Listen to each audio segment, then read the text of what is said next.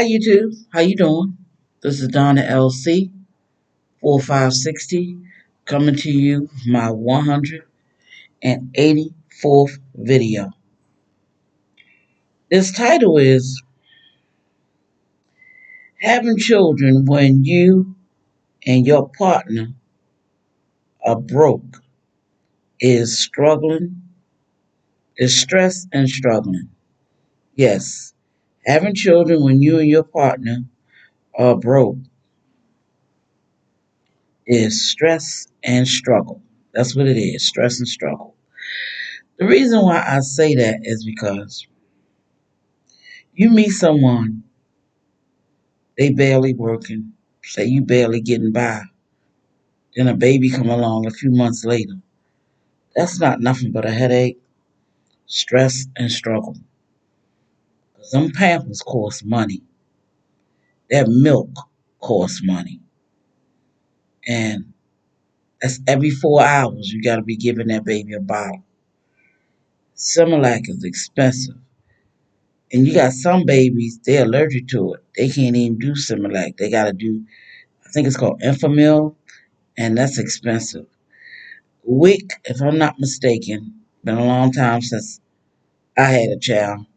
My son is grown, but I think Wick still supply you with Similac and baby cereal and baby food and different stuff like that. But before you even get that, you spending a whole lot of money on a baby. A crib, a bassinet, a stroller, them things you need. You definitely need. Bassinet when you're traveling, that's what you need that for traveling. A crib for them to go to sleep in, and a stroller, because I know you're not going to be carrying them around on your arms. They get heavy. Yep. And that's not to mention bottles. Oh my God. Bottles and different things you need to clean the bottles with. Baby clothes, all kinds of stuff. And if you broke, you can't afford that. And when a man is broke and don't have no money, they get mean. They get mean, have an attitude, and guess who they gonna take it out on? You, because you the closest to them. You, yep. And they gonna start faulting you for having the baby, but it takes two. It takes two to have a child. So you do not want to start off like that, struggling with a child. It's not good. It'll be a lot of stress in the household, arguing and fussing and complaining back and forth about money. You're starting off struggling if you do that. Yep, have a child with somebody you know for a fact that's broke and can't help you. And it's even worse if they don't want to help you. That's even worse. Yes. You can't go nowhere unless you got to hire a babysitter, unless you got a family that don't mind watching the child and taking care of the child for free for a little while. And don't let me get started on daycare. Back in the 80s, when my son was going to daycare, I found a cheap one. $60, went from $50 to $60. And I got upset about that. And I took my son out of the daycare. I put him in a daycare home that was $40 a week. And this was back in the 80s. Here we are in 2026. I can't even imagine how much it costs now for daycare. I'm going to take a guess. It's probably what, 180 to $200 a week, and that's for one child. One, one child. Yeah, so it's expensive, and a lot of these jobs, okay, minimum wage supposed to be going up. I think September, the end of September, to $15 an hour. Some jobs are giving you $15 an hour now. That ain't no money, sweetie, when you trying to have an apartment and a baby. Oh my God, you got other bills. That's really not no money. Yeah, that depends on how much you claim. If you claim head of household or one dependent or whatever, or claim two, you'll clear something like 540, five. I cleared 550 when I was had a night job, 40 hours a week. I cleared 550. But my rent at the time was only 625. Really, when I moved in there, it was 525. It went up $50 two times during the pandemic. Yes, it did. Two times. So that made it 625. Now I hear the rent is up to 780. Yeah, the person that I know that I used to work with at the convention center, he said he moved out because he said every time he went to renew his lease, they wanted to go up on the rent, and he left. And then on top of it, I had to move out after I was there 5 years, 24 days, and all. I had to move out because I found out they had mold and mildew. I was wondering why the boss, the manager, said never cut the air conditioner off. And I said, well, how about if I get cold? She said, cut it down, but don't cut it off. And it was because they didn't want me to smell that mildew. And I would see black spots around the door, but I thought it was because of the rain. I didn't know at all. But I was starting to smell something that smelled kind of funny and all, and I just would just scrub it down, with bleach and different stuff like that. But anyway, it's hard to get. They have a waiting list. It's hard to get apartments, and it wasn't even an apartment. It was efficiency.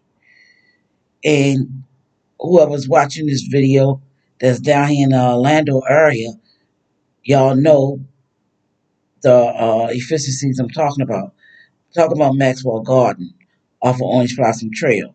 They also got one called Maxwell Terrace, and that one is off of West Colonial. It's on West Colonial. But anyway, the point that I'm trying to make, don't start off struggling, because that's what it's going to be. It's going to be a struggle. It's going to be a struggle. And that, I love you, I'm going to be there for you. Don't fall for it. Don't fall for it. If a person don't have at least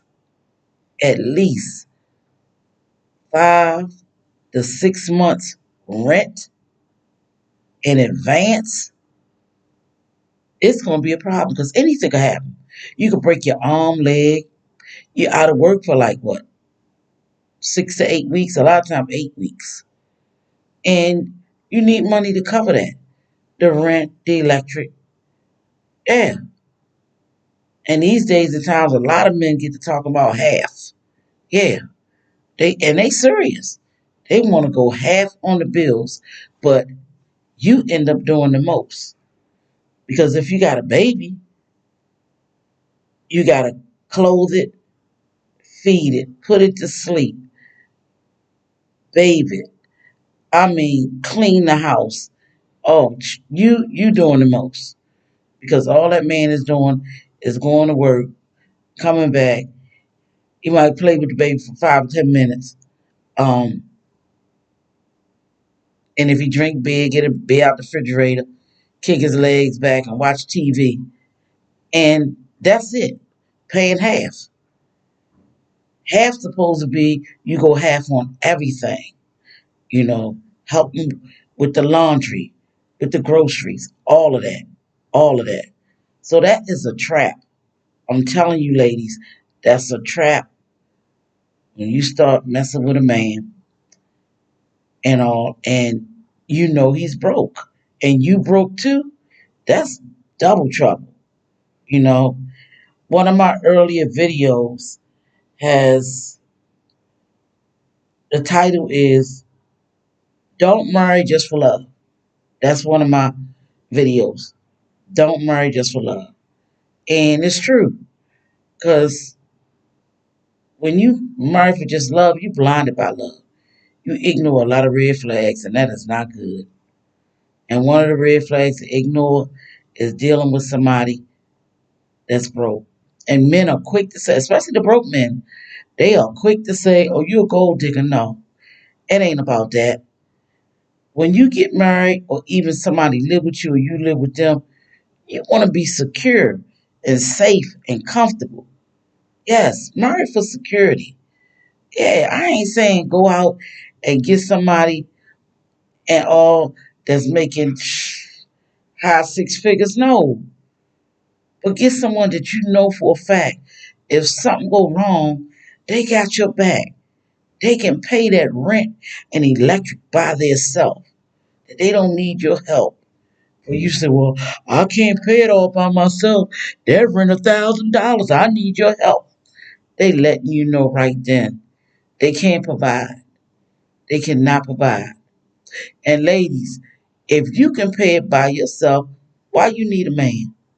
You definitely don't need no man talking about he gonna come in and pay half. For what? If you could pay it all, what you need him to pay half for? He letting you right.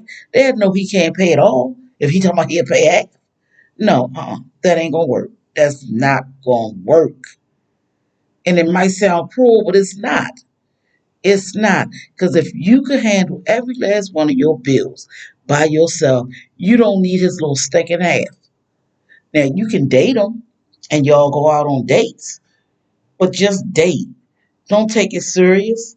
No, because someone that comes into your life and talking about they can pay half, believe me, they going to get in there and get comfortable, prop their feet up, and feel they're entitled to the same amount of privileges in your place uh, that you get.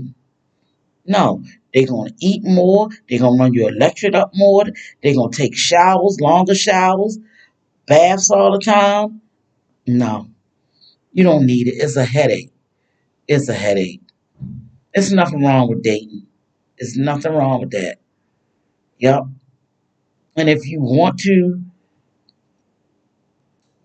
I guess what's the saying they say? Uh, Something with benefits. Yeah. If you want to do it, friends with benefits. That's what they call it. Do that. Do that. But that don't mean you have to be tied down to a man. One of my other videos that I have, one of my older videos, is called the pros of dating more than one man, and it tells you all the pros. And there's another one. Uh, I can't quite think of it, but that is the one that's dating. Okay, I think it's the odds. I don't know why you shouldn't date just one man. Because one is the pros, that's the good one, and the other one is dating just one man. It's a problem because you end up falling in love and this and that. Yeah, the outs or something of dating one man. Yeah, it's not good. In other words, leave your options open. Leave your options open and date whoever you want. Don't get too serious with a man. Don't do it. And back to this baby part, especially, don't have no children with him if you're not ready. And if you ain't got yourself together and you're not financially stable and he's not financially stable, that equals disaster. It do. You don't want to do it. And like I said, men get mean when their finances is messed up, when they broke. They take it out on you. And you don't want to be giving no man. Yeah, that's supposed to be the other way around. They supposed to give you. And there's nothing wrong with helping each other. It's nothing wrong with that. But don't start off helping and giving a man. Don't do it. Don't do it. Find out first what he can do for himself and then see what he can do for you.